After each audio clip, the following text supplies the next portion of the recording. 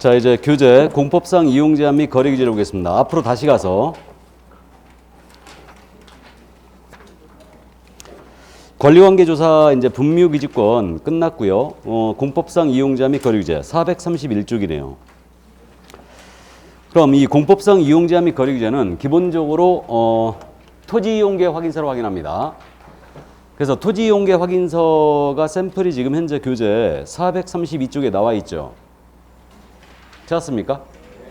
그래서 뭐 신청인, 신청 토지에 갖고 지역 지구 등의 표시 다 돼 있고요.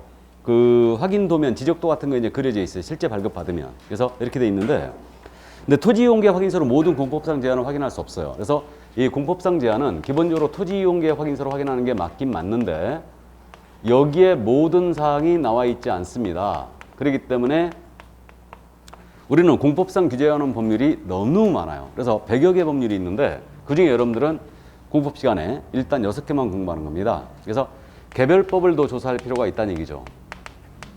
그리고 그 공부에서 표시가 안 되는 사항들 있죠. 공부에서 표시가 안 되는 사항들은 부동산 종합 정보 시스템이 있어요. 그래서 부동산 종합 정보 시스템이 있는데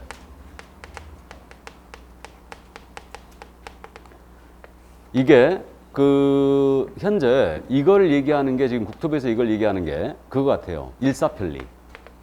근데 일사편리는 실무에 잘 안 쓰거든요. 쓰기가 너무 불편해가지고 잘 안 쓰는데 이거보다 차라리 일사편리라는 홈페이지가 있어요. 이거 있고요. 이거보단 차라리 그걸 더 많이 씁니다. 시리얼. 이거 주소 알아두세요. 실무하시면 알아두시고 나중에 실무 가서 꼭 알아두시는 게 좋습니까? 그 부동산 종합 정보망 딱 그러면요. 시리얼이 딱 떠요. 이게 이제 지금 현재 LH공사에서 운영을 하고 있는데 여기 들어가고 지번을 딱 입력하고 클릭을 하잖아요. 그럼 이 지번에 대한 규제가 다 떠버립니다. 아주 시스템 잘 돼 있어요, 이거. 그래서 이게 옛날에 온나라였어요, 온나라. 근데 현재 지금 시리얼로 이름이 바뀌어 있고 토지 이용 규제 정보 서비스라는 게 있어요. 토지 이용 규제 정보 서비스. 루리스라고 있어요, 루리스. 토지를 하시는 분들은 이거 다 알거든요. 그래서 루리스, 물리.go.kr 이렇게 이제 돼 있는데 이것도 지금 현재 많이 보고 있습니다. 루리스도. 근데 이제 대부분 시리얼을 많이 봐요, 이게. 그래서 이제 이렇게 돼 있고, 그러니까 이런 것들을 통하여 더 조사할 필요가 있다는 얘기죠. 그러니까 토지 이용계 확인서로 확인하되 개별법을 조사할 필요가 있고 나아가서 공부에서 표시가 안 된다. 그럼 부동산 정보 시스템, 종합 정보 시스템을 통하여 이제 확인을 하게 돼 있습니다. 일단은. 자, 그럼 그 정도 감만 잡아두시고요. 그러면 이 토지 공법상 제한은 기본적으로 이용 제한이 있고 거래 규제가 있는데 이용 제한은 뭐 이른바 구역들, 상수원보구역, 문화재보구역, 접도구역, 하청구역 이런 것들 전부 다 이게 이용 제한이고 거래 규제. 지금 거래 규제의 주요한 내용으로서는 부동산 거래 신고제 공부했죠. 위규인 취득 신고 허가제 공부했죠. 이미 했어요, 다. 그래서 이렇게 있고 토지 거래 허가제가 있었죠. 다 했어요. 그리고 이제 남는 게 농지법상 거래 규제예요. 그래서 이거는 이제 공법 시간에 공부하는데 농지법 공법에서 아직 안 나갔죠. 나갔어요? 그래요? 좋습니다. 그래서 이제 우리 쪽에서 농지법을 지금 출제를 잘하고 있는 편인데 이 부분을 우리는 커버를 하고 가야 돼요. 그래서 이제 공법에서는 어쨌든 농지법이 2문제밖에 출제가 안 되기 때문에 공법 교수님들이 많이 찍어버려라 막 그런 말을 많이 하죠. 근데 우리는 절대 찍으면 안 됩니다. 맞추고 와야 돼요. 그러니까 쉽게 맞힐 수 있어요. 그러니까 농지법상 거래규제서 주요 내용 이제 보고 갑니다. 그래서 그 교재가 지금 현재 434쪽에 농지법 관련 실무라고 나와 있죠. 그러면 농지가 뭐냐? 이거는 이제 15회 외에는 낸 적이 없는데 지목이 전답과서의 농지예요. 전답과서의 농지고 세법에서는 농지가 목장 농지가 더 들어가 있죠. 근데 우리는 세법상의 농지로 하는 게 아니고 농지법상 농지로 합니다. 그래서 농지법에서는 농지의 개념이 지목이 전답 과수원. 그럼 농지로 가는 거고 그다음에 실제 경작에 사용하는 토지 다 농지로 가는데 단 3년 이상 써야 됩니다. 실제 경작에 사용하는 3년 이상 써야 되고 지목이 임야인 경우는 절대 농지가 안 돼요. 그 지목이 임야인 경우는 3년 이상 쓰더라도 농지가 안 된다는 얘기는 산은 산으로 가겠다는 얘기예요. 이거는 그래서 그 임야를 농지로 바꾸려면요. 그 산지 전용호가 받아야 됩니다. 일단 그래야지 되죠. 자, 그럼 그 정도 감만 잡아두시고요. 그다음에 이 농지법은 대원칙이 경자 유전의 원칙이에요. 경자 유전의 원칙이 뭔지 아시죠? 농사를 지을 자만 농지를 가져라 이 얘기예요. 그렇기 때문에 농업 경영을 하지 않는 자는 절대 농지를 가질 수가 없습니다. 다만 일정한 경우는 소유할 수가 있는데 이때 소유상한제 3가지를 운영하고 있네요. 그래서 농지법을 출제한다면 소유상한제는 무조건 물어봅니다. 상속으로 농지를 받았어요.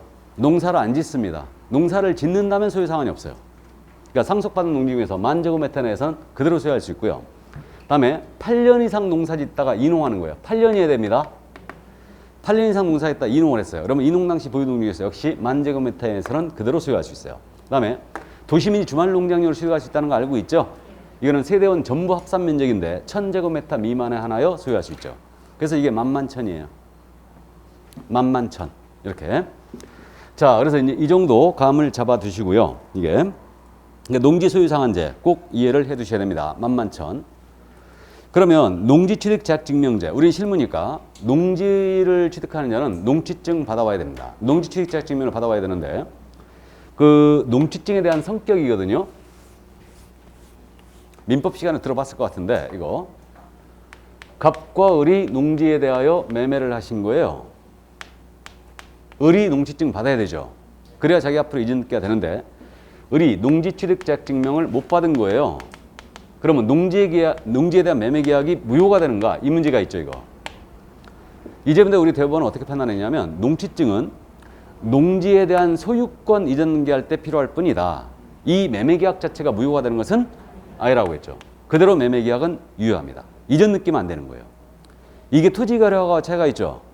토지거래 허가 구역 내 토지를 거래하면서 허가를 못 받았다. 계약 자체가 무효가 돼버리는데 농취증은 못 받으면 이전 듣기만 못할 뿐이에요. 계약은 그대로 유효다. 그래서 농취증은 농지에 대한 법률 행위의 효력 요건이 아닙니다. 이해하셨죠? 이 점 이해해 주시고. 그럼 농취증 발급 대상이냐 아니냐 문제는 이렇게 해결하면 돼요. 그러면 농취증 발급 대상은 이겁니다. 농지에 대한 소유권 이전 등기하는 자는 농취증을 발급받아 와야 돼요. 그래서 아까 토지거래에서 말씀드렸듯이 매매, 교환, 징여, 상속, 판결, 경매 6가지 따져봐야 된다. 그럼 농지에 대한 소유권 이전 등기를 한다. 그럼 매매, 교환입니다. 징여입니다. 농취증이 있어야 되죠. 그럼 뭐 당연히 임대차 같은 건 아니고요. 그다음에 상속, 판결, 경매를 따져보는데 상속으로 농지를 받았어요. 농취증 필요 없겠죠? 돌아가셨는데 어쩌라고 이거. 그러니까 어쨌든 이렇게 되고 그다음에 경매로 농지를 취득합니다. 그럼 농취증 있어야 돼요. 이거는 농사를 지을 자격이 있는가를 보는 거니까 역시 경매도 촉탁으로 등기가 넘어가지만 경매는 농취증 있어야지만 매각 결정 떨어집니다. 그래서 경매, 농취증 있어야 돼요. 토지 거래가는 경매의 경우는 필요 없다고 그랬죠. 농취증은 있어야 돼요. 농사를 지을 자격이 있는. 그래서 주의하셔야 되고. 그 다음 판결로 취득합니다. 판결은 짜고 치는 걸 막기 위해서 규제에 빠지는 거 없다고 그랬죠. 그러니까 판결 촉탁으로 넘어가지만 역시 농취증 갖고 와야지 있는 등기 촉탁해줘요. 이게 되고. 더 중요한 게 있어요. 여기서는. 더 중요한 게 도시민이 주말 농량용으로 취득할 수 있다고 그랬죠. 그러면 주말 농량 취득입니다. 농취증 필요하다 필요 없다? 필요하다. 있어야 됩니다. 이거 있어야 되고 그 다음에 농지 전용 허가나 농지 전용 신고, 농지 전용 협의 공부했죠 이제. 농지법 했다고 그랬죠. 예. 근데 한 번 했는데 다 알면 좋게? 농지 전용 협의가 있고요. 농지 전용 허가나 신고에 의한 취득이 있죠. 이때 농취증 필요하냐 필요 없냐 이 문제인데 이렇게 이해하시면 돼요. 농지 전용 협의는 짱들이 하는 거다. 짱. 농림축산식품의장관이라든가 지자체장이 농지를 대규모 개발 사업에 쓰기 위해서 협의를 해버리는 거예요. 그럼 농취증 필요 없어요. 근데 농지 전용 허가나 신고에 의한 취득이 있죠. 농지를 다른 용도로 쓰겠다.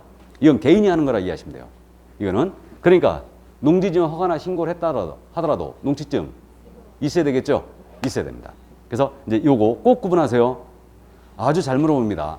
협의는 짱들이 하기 때문에 필요 없다.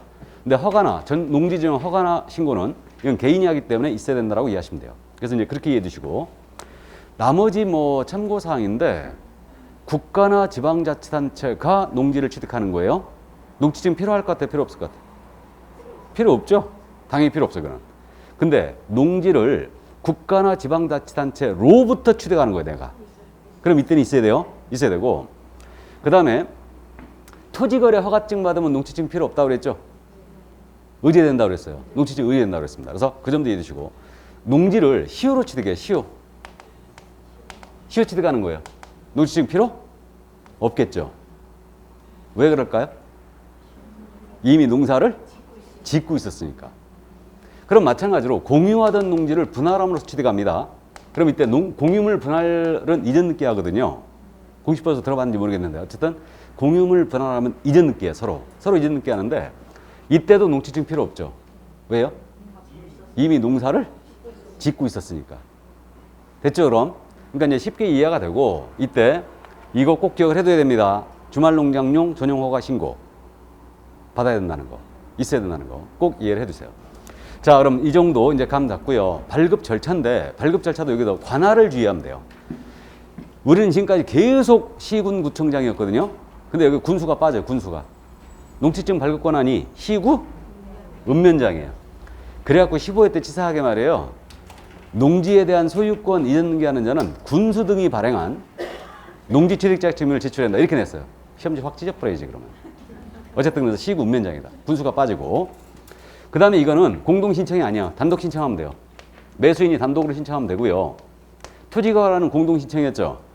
부동산 거래 신고도 공동 신고했어요. 농지증 발급 신청은 단독입니다. 단독 신청하면 되고요. 이때 신청서에다가 농업경영계획서 첨부해야 되거든요. 그럼 농업경영계획서 여기 들어가는 내용은 여러분들이 공법 시간에 공부하는 내용이죠. 장비 동원계획, 인력 동원계획 다 들어가야 됩니다. 이거 들어가야 되고. 근데 우리는 기억할 게 농업경영서를 작성하지 않고 발급을 신청할 수 있는 경우 이걸 이해하는데 용도가 똑 떨어지는 경우는 농업경영서 필요 없습니다. 용도가 똑 떨어지는 거. 그게 대표적으로 뭐냐? 주말농장용. 용도 정해졌죠? 주말농장용 쓰겠다는데 나아가서 농지 전용 허가나 신고 있죠. 농지를 이렇게 쓰겠다. 전용 허가 신고를 했어 이미. 용도 정해졌죠. 학교 등이 실습지용으로 취득하잖아요. 그럼 실습지란 용도 정해졌죠. 이때는 농업경영서가 필요 없습니다. 이때는. 그럼 원칙 처리 기한이 며칠이냐면 4일이에요. 원래. 그래서 우리 과목의 유일한 4일이 되고 있는데 단 농업경영에서 첨부하지 않지 않습니까? 농업경영에서 첨부하지 않는 경우는 이틀이에요. 그래가지고 우리가 주말농장료로 농지를 취득하겠자 하잖아요. 그래갖고 농지증 발급 신청 들어가잖아요. 그럼 담당 공무원이 현장을 가요. 현장을 가갖고 직접 확인해요. 농지를 쓰고 있는가. 그러니까 농업계획서가 필요 없기 때문에 현장으로 가갖고 농지를 쓰고 있다면 바로 농지증 줘버립니다. 그냥 이게. 그러니까 처리기간 이틀이에요. 그때는. 근데 원칙이 며칠이라고요? 4일입니다. 여기까지. 그래서 농지 취득자격 증명제 여기까지 이해해 주시고요. 이제 농지에 대한 임대차 계약을 잠깐 가볍게 보고합니다. 최근 시험에서 지금 농지에 대한 임대차를 계속 묻고 있는데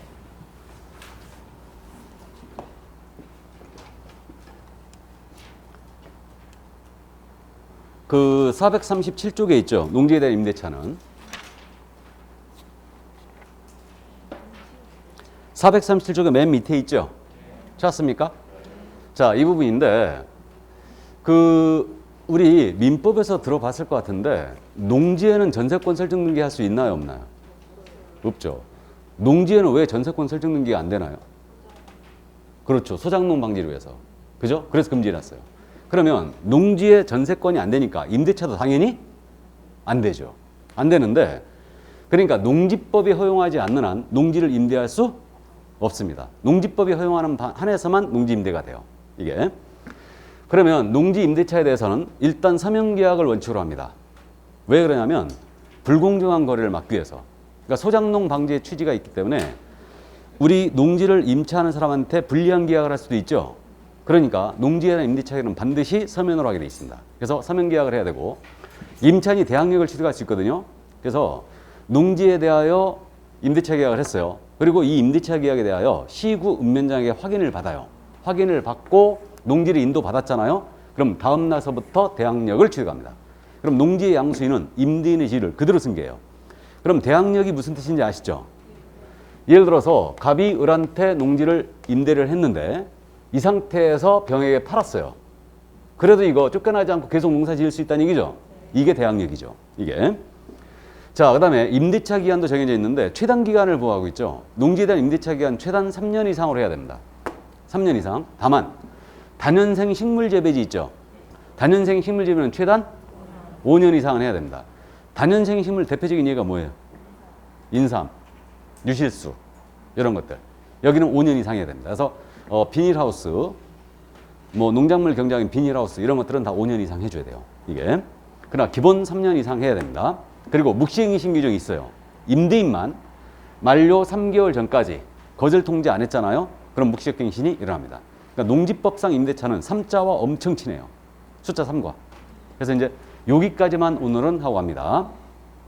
그럼 묵시행신이 됐을 때도 마찬가지로 이제 3년, 5년을 해줘야 되는데, 우리 그 상가 건물 임대차 계약은 최단 기간이 몇 년이에요? 상가 1년, 주택 임대차 계약은 2년, 농지는 3년, 단연생 식물 재배지만 5년 이상. 됐습니까? 이 정도 이해하시고 이제 여기에 계속 살을 붙이자고요. 그래서 이게 바로 이제 농지법상 규제였어요. 그러니까 그 농지법상 거래 규제는 일단은 소유상한제, 농취증제, 그다음에 임대차에 대한 부분 꼭 이해를 해두셔야 됩니다. 여기까지. 자, 그러면 농지에 대한 임대차 계약을 다 봤습니다. 다 봤고, 그러면 조사 확인이 끝나버렸네? 그죠? 그래갖고 나머지 조사 확인. 그럼 뭐 시설물의 상태, 환경 조건, 입지 조건, 거래 예정 금액 이런 것들이 더 있는데, 이런 것들은 시험에 안 내니까 이 교재 사글이 다 빠져 있는 거예요. 이거 거기에 대해서 사글이 다 빠져 있는 거고. 그러면 이게 마지막으로 실무니까 확인 설명서를 쓰는 요령을 알아야 되겠죠? 그래갖고 이제 조사 확인하고 설명서를 쓰지 않습니까? 이제 설명서를 쓰는데, 설명서 작성 요령이 우리는 법령 쪽에 있어요. 그래서 법령으로 갑니다. 서식을 보자는 얘기예요. 184쪽이에요.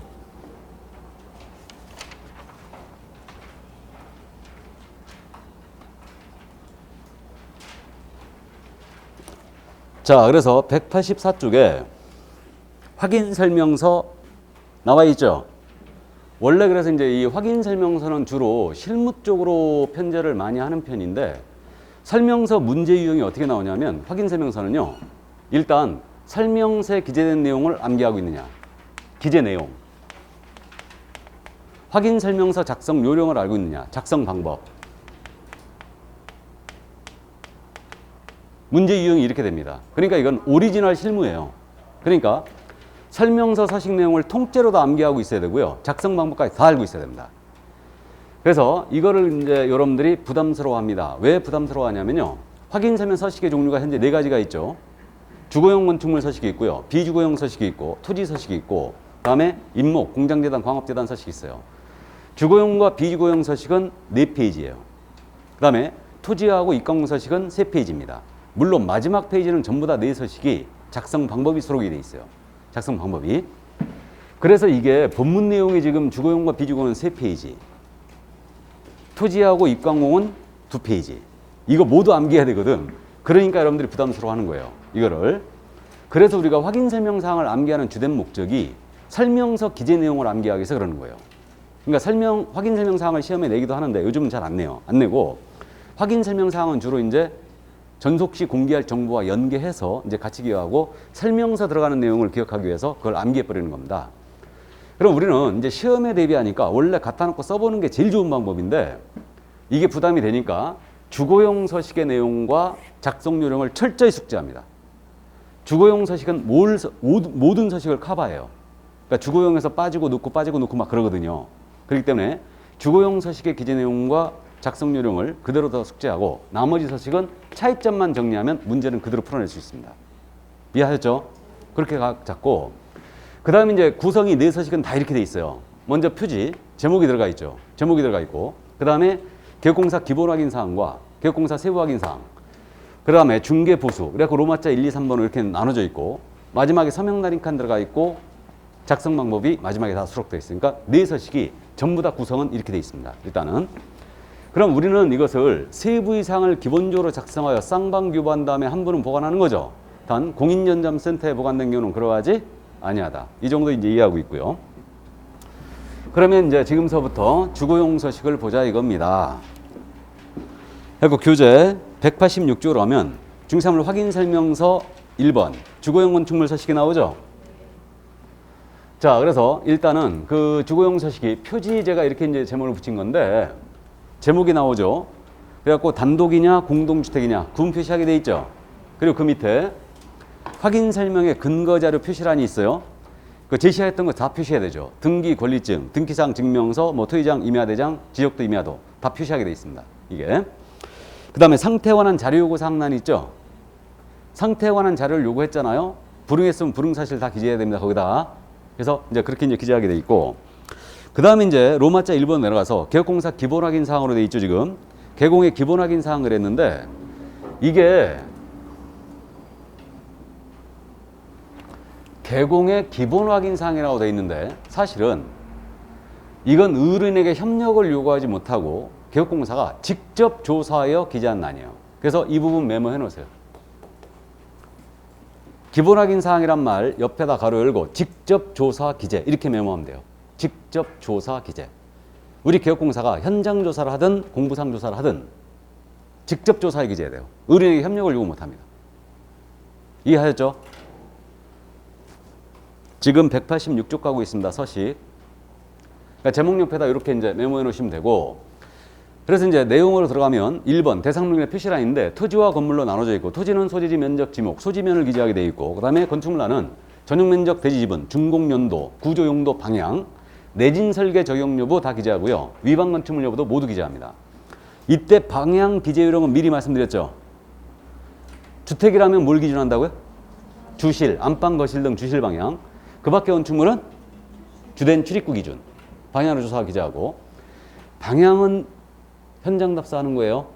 건축물 내장에 나오지 않아요. 다음에 내진 설계 적용 여부 있죠. 내진 설계. 동그라미 쳐놓고 내진 설계.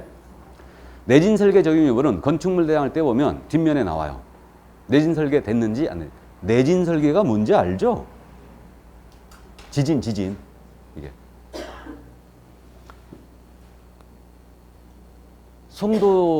인천 송도 같은 경우는 그저 매립지에다가 지금 만들어 놓은 거 아니에요? 신도시를.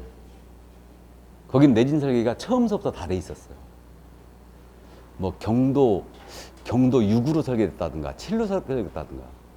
그런데 기본적으로 뭐 아파트가 뭐 40층 이상이니까 기본적으로 뭐 65층도 있고 막 그래요. 이게. 근데 어쨌든 그 내진 설계 적용 건축물 대장 떼보면 다 나옵니다. 그다음에 위반 건축물 여부도 나와요. 그러면 그 대상 물건에 표시 있지 않습니까? 이거는 대장을 보고 기재하면 되겠네요. 문제 없고. 자, 이제 권리관계란이에요. 그럼 2번이 이제 권리관계란인데 우리 교재하고 칠판에 있는 내용이 틀리죠, 지금. 교재에 있는 내용은 민간임대 등록 여부하고 등기부기재사항으로 이렇게 등기부기재사항과 민간임대 등록 여부가 나와 있잖아요. 개정된 게 이거예요. 지금 서식 개정돼 있어요, 이거. 그래가지고 그 권리관계 제목 동그라미 2번 권리관계 제목 밑에다가 조그맣게 메모하세요. 이거 계약갱신요건 행사 여부 메모만 해놓으세요. 계약갱신요건 행사 여부가 권리관계란에 들어갑니다. 주거용과 비주거용 이게 둘 다 들어가요. 계약갱신요건을 임차인이 행사했는지 안 했는지 기재하게 돼 있어요. 그래갖고 증빙서를 첨부하게 돼 있는데 이거 행사했다면 증빙서를 첨부해야 돼요. 그다음에 이런 증빙서류가 없다면 미확인에다 체크하면 되는 겁니다. 쓸 때 이렇게 하면 되는 거고. 그다음에 이제 지금 민간임대 등록 여부도 약간 달라졌죠. 이 부분도. 그래서 민간임대 주택에 관한 특별법이 개정됐어요. 개정돼가지고 여러분들이 그 우리 주택임대사업자 등록하신 분들 이 자리에도 계실지 모르겠는데 단기 주택임대사업자 등록하는 경우가 있고 장기를 하는 경우가 있었죠. 상식적으로 들어봤죠. 단기는 몇 년? 4년, 장기는 8년. 근데 이게 개정돼갖고 단기가 없어졌어요. 단기가 없어지고 전부 다 장기로 바뀌었는데 장기가 10년입니다. 10년으로 바뀌었어요. 그러니까 지금 임대사업자 등록하면 전부 다 장기로 가요. 10년. 그리고 공공지원도 당연히 10년이죠. 그리고 임대 의무기간하고 임대 개시일 전부 다 쓰게 돼 있습니다. 그럼 결국은 등기부기재사항은 등기상 증명서를 보고 기재하면 되고 민간임대 등록 여부는 임대인한테 물어봐야 되죠. 임대사업자 등록했는지. 그래서 임대인한테 문의를 하거나 아니면 렌트홈이라는 게 있어요. 렌트홈. 이게 임대주택 정보체계예요. 그래서 임대주택 정보 시스템인데 렌트홈이에요. 이름이. 여기 들어가면 이제 조회가 됩니다. 또 조회가 되고요. 이것도 홈페이지 이름 알아두세요. 실무에서 이제 쓰실 겁니다. 이것도. 그 다음에 이제 계약갱신권 행사 여부. 이번에 들어온 거니까 일단 메모만 해놓고 가십니다. 됐죠, 이제? 그럼 권리관계 이렇게 이제 이해하면 되고 다음 이제 3번으로 들어갑니다. 토지 이용계 공법상 거래 기준 이용 제한인데 여기엔 지금 들어가는 내용이 용도 지역 지구 구역이 들어가고요. 건폐율과 용적률 상한 들어가죠. 건폐율과 용적률 상한 동그라미 쳐놓고 건폐율 상한 용적률 상한 그 동그라미 쳐놓고 그 다음에 도시군계획설 지구단위 계획구역 여부를 기재하게 돼 있고요. 그 다음에 토지거래 허가구역 여부 토지 투기지역 주택 투기지역을 모두 기재합니다. 그럼 이거는 기본적으로 토지 이용계획 확인서를 보기 위하면 되죠. 근데 주의할 점은 건폐율과 용적률 상한 있지 않습니까? 이건 토지 이용계획 확인서에 나오지 않아요. 이건 공법 시간에 국토계획법 시간에 공부했는데 그 용도 지역별 용적률 건폐율 상한은 국토계획법 그 시행규칙에서 대충 시행령인가 거기서 대충 정해주고 세부 내용은 어디로 갔어요? 조례로 갔죠. 그래서요 건폐율과 용적률 상한은 시군 조례를 확인하여 기재합니다. 이걸 주의해야 돼요. 토지 이용계획 확인서가 아니에요. 여러분들은 지금 현재 서울특별시에 살고 계시기 때문에 서울시 도시계획조례예요.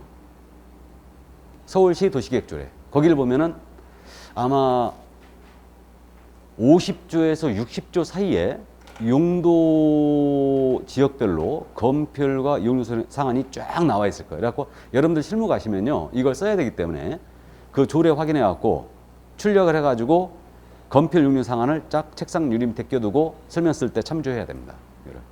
이거를 그냥 찾기 싫으니까 막 건축물 대장에 있는 건폐율 용적률 상한 막 쓰고 마는데 나중에 토지는 그거에 심각한 문제를 불러줄 수 있어요. 그거는 성실 작성 의무를 위반했기 때문에 결국은 문제가 될 수 있습니다. 나중에. 그러니까 조례를 반드시 확인하고 기재해야 돼요.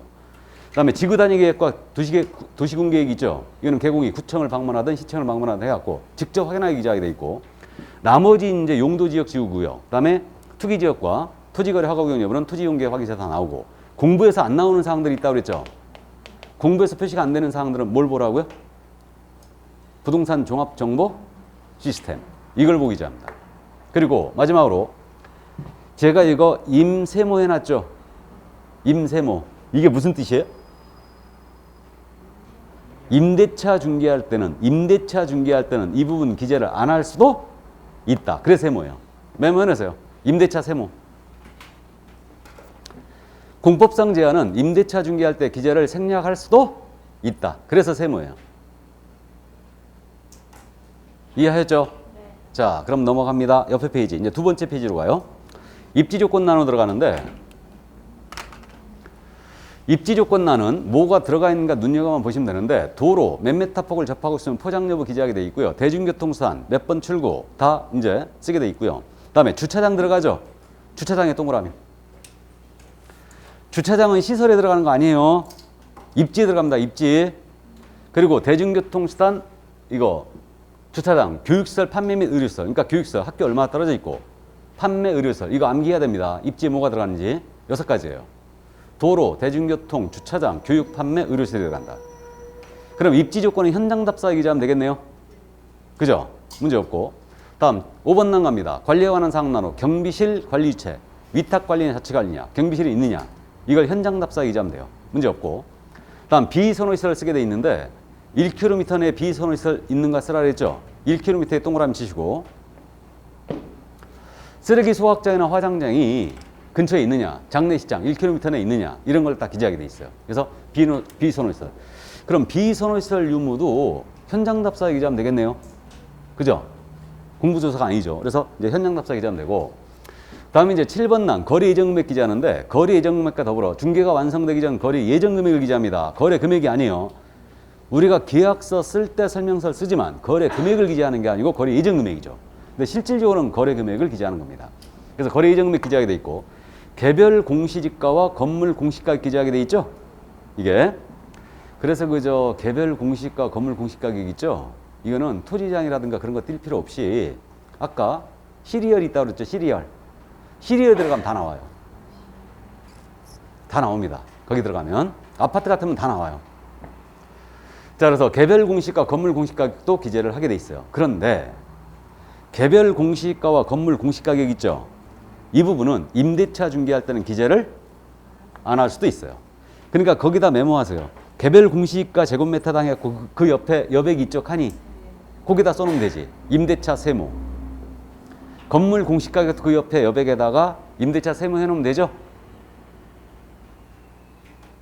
됐습니까? 자, 그렇게 되고 다음에 취득시 부담할 조세중립 세율입니다. 이거는 중개가 완성되기 전 지방세법의 내용을 확인하기 전하는데 취득세하고 농어촌 특별세, 지방교육세, 세율까지만 됩니다. 세율까지만. 그럼 취득세 기본 세율이 몇 프로예요? 주택은 틀리지만 기본 세율 4%.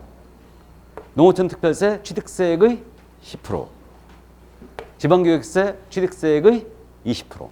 그리고 통상 4.6% 이렇게 나와요. 예. 자, 그래서 이걸 기재하는데, 그러면 이때 취득 관련 조세 중립세율이 있죠, 이거. 이거는 임대차 중개할 때는 기재하지 않습니다. 임대차 X라고 메모하세요. 그래서 취득조세는 임대차의 경우는 기재하지 않는다. 그러면 우리 임대차 중개할 때 기재를 안 하거나 생략할 수 있는 게 4개 나왔네. 4개. 공법상 이용자 및 거래규제 생략할 수 있죠. 개별 공시가 건물 공시가격 생략할 수 있죠. 그 다음에 취득 관련 조세는 기재하지 않습니다. 4개 나오면 항상 조심하는 거예요. 우리 오지선다니까.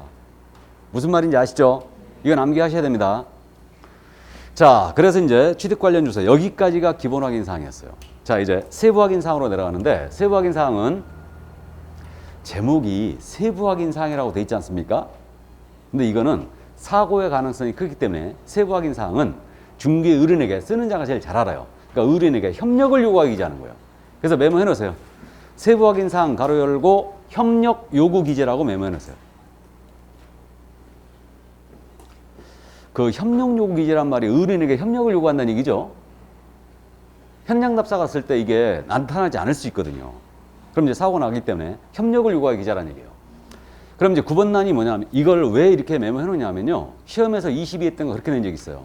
다음 중 주거용 건축물 확인 설명상 개업공사가 직접 조사에 기재한 날을 모두 골라라. 그러면 직접 조사에 기재하는 것은 기본 확인 사항 골라라는 얘기죠, 이거.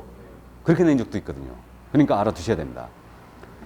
자, 그러면 실제 권리관계, 공시되지 않은 물건의 권리상란인데 이 부분 뭘 기재하냐면요. 이 부분은 미공시된 권리, 공시되지 않은 권리 및 공시되지 않은 물건을 모두 여기다 기재합니다.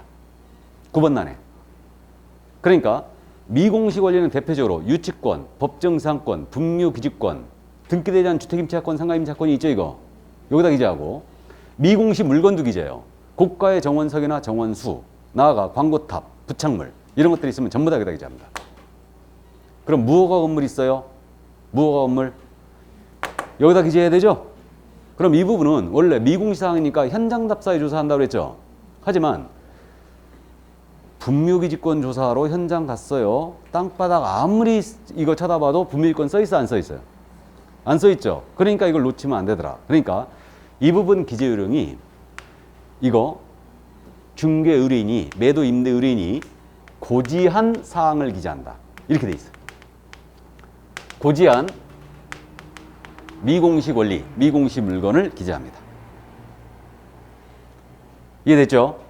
자, 그 다음 이제 시설물의 상태로 내려갑니다. 그 10번란이 이제 내외부 시설물의 상태라인데 이 부분은 내외부 시설물을 그려놨지만 건물 내부 시설이야 다. 그렇게 하시면 돼요. 수도 내부에 있죠? 전기, 가스, 소방 다 내부에 있죠? 다 내부에 있는데 이때 소방에 단독경보용 감지기라고 돼 있죠? 동그라미. 소방의 단독경보용 감지기 동그라미예요. 이거 혹시 아시는 분 계실지 모르겠는데 우리 아파트 같은 경우는 소방시설이 워낙 잘 되기 때문에 이거 별도로 쓸 필요가 없어요. 아파트는. 근데 아파트를 제외한 주택들이 있죠. 단독주택, 다세대주택, 그 다음에 연립주택 이런 데들은 그 단독경보용 감지기가 설치가 돼 있는가를 체크하여 기재해야 됩니다. 이거를. 그게 뭔 얘기냐면 혹시 그저 할인마트 가서도 보셨는지 모르겠는데 그 이게 단독경보용 감지기라 갖고 이렇게 딱 붙이는 게 있어요. 그러니까 이제 건전지 끼워가지고 이게 만약에 불이 났다. 그리고 여기서 경보를 울려주는 거죠. 그거 설치를 했는가? 지금 대개 전부 다 그 이게 소화기 갖다 놨죠? 집안에 다 비치하게 돼 있잖아, 다. 소화기 다 준비해야 되고 지금 우리 중개사 하면서 소화기 다 준비하고 있죠. 소화기 다 있어요. 그러니까 다 있습니다. 그러니까 소화기도 해놓고 경보기 물론 이제 중개사무소는 대부분 이제 구분 건물이 되기 때문에 다 설치되어 있죠. 이거는 스프링클러 지금 설치되어 있는 거죠. 그래서 이제 어쨌든 그렇게 단독 경보용 감지기 설치 여부를 기재하게 되어 있고요. 그 다음에 뭐 보일러, 승강기, 배수 다 제대로 작동하고 있는가. 나아가서 그 밖에 시설물을 기재하는데 여기에는 가정 자동화 시설이 있으면 이걸 기재합니다. 가정 자동화 시설이라는 게 밖에서 뭐 스마트폰으로 보일러 끄고 불 켜고 그런 것들 있죠. 그런 이제 별도의 시스템이 있으면 그걸 기재하라는 얘기예요. 그래서 이제 이 정도 이해해 두시고. 자, 그러면 내 외부 시설물 상태, 이 정도가 들어간다는 거 이해해 두시고. 그 다음에 벽면 도배 상태는 문제가 없어요. 금간대 있는지, 그 다음에 도배가 갈아야 되는지 기재하면 되고. 환경 조건은 일조, 소음, 진동을 얘기하죠. 이 세 가지 암기해야 되죠. 일조, 소음, 진동이 환경이다. 그러면 원래 이 세 가지 내 외부 시설물의 상태, 벽면 도배 상태, 환경 조건은 조사 확인할 때는 공부에 나타나지 않는 사항이니까 현장 조사라고 우리가 공부를 했지만 작성 요령에 있어 가지고는 이게 사고 가능성이 크더라 이거예요. 현장 답사 갔는데 안 나타날 수 있어요. 지하철 지나가는데 진동이 있는데 이거를 놓치면 안 되더라 이거예요. 그래가지고 이 부분은 쓰는 자가 제일 잘하니까 중개의뢰인에게 상태에 관한 자료를 요구하여 기재합니다. 이렇게 돼 있어요. 이해되세요? 그래서 결국은 이게 제목이 세부 확인 사항으로 돼 있지만 의뢰인에게 협력을 요구하기 기재하는 거예요. 이게 이 부분이 사고 가능성이 큰 부분이거든요. 이게 그래서 일단 여기까지 이해해 두시고, 자 그러면 중개 보수 파트로 내려갑니다. 이제 로마자 3이죠. 188쪽에 이 중개 보수에 대해서는요 금액뿐만 아니고 지급 시기까지 다 기재해야 돼요. 지급 시기의 동그라미, 지급 시기 다 동그라미고. 그래서 지급 시기 기재할 때요 우린 공부한 적이 있습니다. 중개보수의 지급 시기는 약정에 따르되 약정이 없으면 언제라고요? 대금 지급이 완료된 날. 잔금시를 한다고 그랬죠. 근데 설명서 쓸 때 제 권장사항인데 설명서 우리가 미리 써놓잖아요. 그리고 손님한테 나중에 계약 칠 때 브리핑하고 이제 교부를 하는데 지급 시기에 그렇게 쓰세요. 계약 시 50%, 잔금 시 50%로 쓰세요. 실무에서 그렇게 하시라고. 계약 시 50%, 잔금 시 50% 그렇게 써놓고 손님이 왜 계약 시 50% 줘야 된다고 막 뗐으면은 그럼 잔금 때 주시죠 뭐. 그렇게 하고. 아셨죠? 아 계약 시 50% 받아놔야지 계약 깨져도 받지. 그죠? 아니면 말고. 그래서 중개보수 기재하게 돼 있어요. 그래서 있잖아요. 자 이제 여기까지 봤는데 기본 확인 사항이 있고 세부 확인 사항이 있고 중개보수란이 있잖아요. 그러니까 우리 이거 꼭 암기해야 되거든요. 그러니까 시험에서 아주 잘 물어요. 기본 확인 사항이 들어가느냐 세부 확인 사항이 들어가느냐. 아주 잘 묻는데 세부를 암기하면 되네. 세부가 네 가지잖아요. 실제 권리관계, 공시되지 않은 물건의 권리사항란, 시설물의 상태, 벽면 도배 상태, 환경 요건이에요. 이게 세부예요. 그럼 나머지는 다 기본이죠. 중개보수는 중립지역에 있는 거예요. 기본도 아니고 세부도 아니에요. 감 잡았어요? 그렇게 이제 기억을 할 거예요. 암기를 그렇게 해주면 되고. 그럼 이제 마지막으로 일단은 본 확인 설명서를 수령합니다. 그랬죠. 보증관계 증서 교부하고 수령합니다 하고 연월일 기재하게 돼 있고, 매도 매수인은 서명 또는 날인이죠. 또는의 동그라미. 매도 매수인은 안 받았던 오리발렘일까 봐 서명 또는 날인 하는데 실무적으로는 전부 다 자필시키고 도장 찍습니다. 그 다음에 개공과 중개행위 한 소공은 서명 및 날인이에요. 밑에 동그라미. 됐습니까? 이게 주거용 서식이었어요. 이게. 그래갖고 이제 마지막에 그 옆에 작성 방법이 쭉 실려 있는 겁니다. 그럼 이제 나머지 서식은 차이점을 정리하자고 그랬죠? 나머지 서식은 그러면 191쪽으로 가세요. 비주거용. 오늘은 그래서 비주거용은 자세히 들여다보지 않고요. 주의할 점만 짚어드리고 넘어가는데, 비주거용 건축물 서식은 업무용, 상업용, 공업용으로 제목 밑에 있죠? 찾았어요? 밑줄 긋고 업무용, 상업용, 공업용으로 구분 표시하게 돼 있다. 제목 밑에 있어요. 제목 밑에. 비주거용, 업무용, 상업용, 공업용 밑줄 그어놓고. 그러면 기본 확인 사항 있지 않습니까? 기본 확인 사항에 제목이 1번 개업공사 기본 확인 사항 그렇게 돼 있죠. 그 옆에 여백이 있죠. 여백이 있는데 거기다가 가로 열고 비선호 시설 X라고 메모하세요. 그럼 비주거용 서식에는 비선호 시설 쓰는 난이 없다. 이거 지금 기억하세요. 비주거용 건축물 서식에는 비선호 시설 쓰는 난이 있다 없다? 없다. 쓰레기 소각장, 화장장 이런 거 기재란이 없어요. 그래서 이걸 비비로 기억할 거예요. 비비. 비주거용 서식에는 비선호 쓰는 난이 없다. 이해하셨죠? 자, 이제 넘기세요. 세부 확인 사항란이 있어요. 세부 확인 사항에 여기에는 뭐가 빠졌냐면 세부 확인 사항 제목 옆에 여백 있죠? 가로 열고 뭐라고 쓰냐면 환경 조건 X. 환경 조건 X. 다음에 도배도 없죠. 도배. 도배는 참고하세요. 비주거용은 당연히 도배가 없죠. 뭐. 자, 그럼 미리 말씀드렸는데 환경 조건 기재란이 있는 거, 일조섬 진동 기재란이 있는 건 유일하게 주거용에만 있어요. 유일하게 주거용에만 있다. 환경 조건은. 기억하세요. 비주거용에는 비선호가 없다. 환경 조건은 유일하게 주거용에만 있다. 그 점 잊으시고 넘깁니다. 토지서식. 그럼 토지서식은 상식적으로 건물 관련 사항이 다 빠졌겠죠. 그러면 토지서식은 계획공사 기본확인 사항이 있지 않습니까? 1번. 그 옆에다 이거 쓰면 돼요. 기본확인 사항에는 관리사항 X. 관리사항이 뭐였냐면 경비실 관리유치예요. 이게 토지서식에는 없죠. 기본확인 사항이 없습니다. 토지에 비선호는 있어요. 이게 왜 이상하냐면요. 보세요. 내가 음식점을 하는 거야. 그러면 여기 쓰레기 소각장이 있는가를 조사에 기재해야 될 것 같은데 오히려 비주거용에 놓고 토지에는 비선호 쓰는 난이 있어요. 뭔가 안 맞죠? 제가 뭔가 안 맞다고 말씀드리는 것은 출제자도 이상하게 보고 있다는 얘기예요. 그래서 조심해야 돼요. 이해하셨죠? 자, 그 다음에 이제 한 장을 넘기면 세부 확인 사항을 보면 토지서식 세부 확인 사항은 덜렁 실제 관련한 게 하나만 남아있죠. 지금 196조 가고 있습니다. 그러면 거기 세부 확인 사항 제목 옆에다 이렇게 쓰면 되네. 시설 X, 벽면 X, 또 하나가 뭐예요? 환경 조건 X. 토지서식에는 세부 확인 사항이 이거 다 없죠. 건물 관련 사항이니까 다. 시설물의 상태, 수도, 전기, 가스, 소방, 난방 방식 이런 것들이니까. 그 다음에 벽면 도배도 없죠. 당연히 토지에는. 나아가서 환경 조건은 유일하게 주거용만 있다고 그랬죠. 이해되시죠? 자, 이제 넘어갑니다. 입관공서식. 입관공서식은요, 단촐해요. 단촐해가지고 이거는 거기 기본확인 사항에 동그라미 3번에 재단 목록 및 임목의 세임 상태 있죠. 찾았어요? 그 동그라미 쳐놓으시고. 재단 목록 및 임목의 세임 상태. 동그라미 3번. 거기 동그라미 쳐놓으시라고. 그거 쓰는 난이 있다라는 얘기예요. 이게.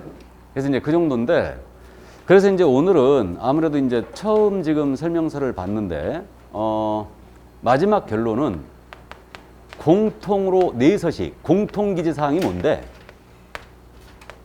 이건데요. 이건 여러분한테 제가 암기 안 시켜요. 여러분들 공부에 탄력을 받으면 설명서 4개 서식, 공통으로 들어갈 만한 것들 다 나옵니다. 물건의 표시, 권리관계, 그 다음에 뭐 중개부수란, 취득조세란, 거래 예정금액란, 이런 것들. 실제 권리관계란, 이런 것들이 바로 공통이에요. 그래서 작년 시험에서 공통을 물어봤었죠. 그래서 어쨌든 설명서 이 정도예요. 그러니까 이 정도만 커버하면 여러분들이 설명서 다 맞춰냅니다. 맞춰내고 뭐 처음 하시는 분은 좀 어렵고 다들 지금 이 자리에 처음 들으신 분이 많죠. 제가 지난 입문 과정에서는 이걸 안 했으니까. 그래서 어쨌든 이 정도 참고만 해두세요. 그래가지고 마지막에 201페이지에 설명서 4서식 비교해놨죠. 지금 있고 없고 OX, OX 계속 해놨잖아요.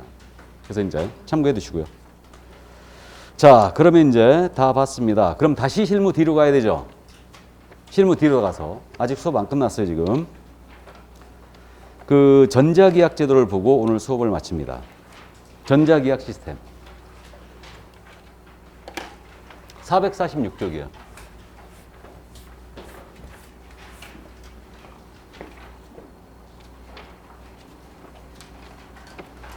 그냥 이거는 가볍게 뭐 들으시죠. 뭐 전자계약 시스템은 현재 운영이 되고 있거든요.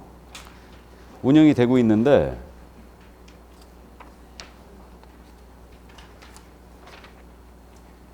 여러분들이 인터넷 혹시 심심하실 때 부동산 거래 전자계약 시스템하고 쳐가지고 한번 들어가 보시기 바랍니다. 심심할 때, 공부 안 되고 지겨울 때, 민법 하나 가지고 지겨워 죽겠는데 어쨌든 그럴 때 한번 들어가서 사이트 어떻게 운영이 되고 있는가 뭐 이런 것들 한번 보시면 도움이 될 거예요. 그래서 주요 골자만 가볍게 말씀드리는데 현재 정부가 강력하게 이걸 밀어붙이고 있어요. 그래가지고 30회 시험부터 이제 재작년 시험부터 이걸 출제하겠다라고 한 거예요. 그래가지고 지금 현재 30회 때 출제한 적이 있었고요. 31회 때 작년 시험에서는 이걸 출제 안 했습니다. 이거. 그러니까 실무적으로 일단은 뭐 많이 활용을 안 하고 있죠. 이게 뭐 농담식으로 제가 말씀드리지만 우리가 부동산 20억짜리를 산 거야. 근데 전자계약을 해버리면 문서가 아무것도 없죠? 도장을 찍는 맛이 있어야 된다고 했어요. 이게. 그래야 산 것처럼 보이는데 어쨌든 전자계약을 하면 그런 게 다 필요 없거든요. 그렇기 때문에 어쨌든 잘 활용을 안 하고 있는 편입니다. 그럼 전자계약을 지금 하기 위해서는요. 쌍방 직거래할 때는 절대 전자계약 안 됩니다. 중개거래에 한해서만 전자계약을 이용할 수 있어요. 중개거래에 한해서만.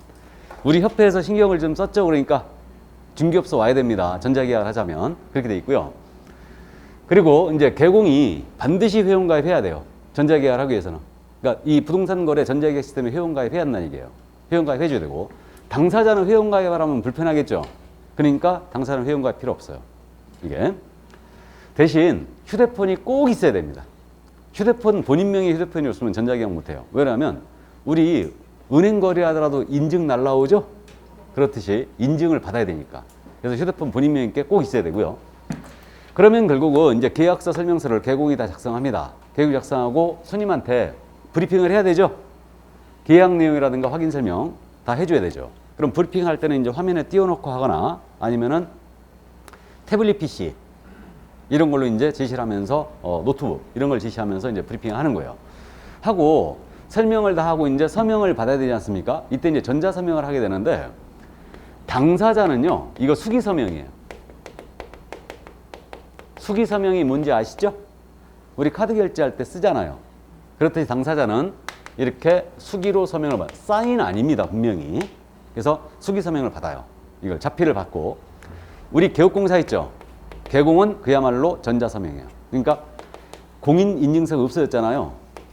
공동인증서라고 한다면서요. 이걸 통하여 전자서명을 합니다. 개공은. 그래서 어쨌든 이렇게 이제 서명을 합니다. 그러면 최종적으로 이제 개공이 서명을 했지 않습니까? 그럼 자동적으로 계약서가 보관되죠. 공인연장센터에 확인 설명서도 보관돼요. 자동적으로. 그리고 매매였잖아요. 부동산 거래 신고한 것으로 간주합니다. 전자계약 자동적으로. 그다음에 임대차 계약 있잖아요. 확정일자 자동 부여돼요. 확정일자가. 그래서 이제 이런 장점들이 있고요. 그다음에 이제 전자계약을 했는데 계약이 해제됐다.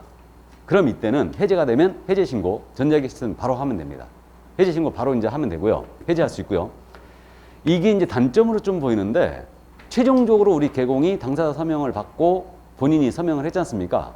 서명이 완료된 후에는 계약서 수정이 안 돼요. 당연한 얘기죠. 왜 그러냐면 공인연장센터에 보관이 돼버리거든요. 최종 서명을 해버리면. 그렇기 때문에 계약서 불러와서 다시 수정이 안 돼요. 수정이 안 되고 이때 수정을 하고 싶으면 계약을 해지해야 돼요. 해지한 다음에 다시 작성해 줘야 됩니다. 이게. 무슨 말인지 아셨죠?